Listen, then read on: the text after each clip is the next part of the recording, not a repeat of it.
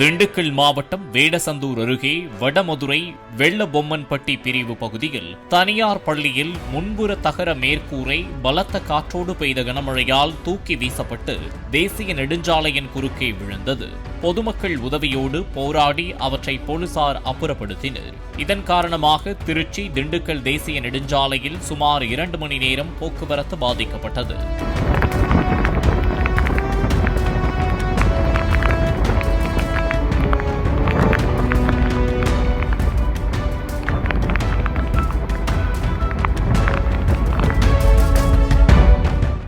Play store மற்றும் app ஸ்டோரில் இருந்து பாலிமர் செயலியை QR கோடு மூலம் பதிவிறக்கம் செய்யுங்கள்.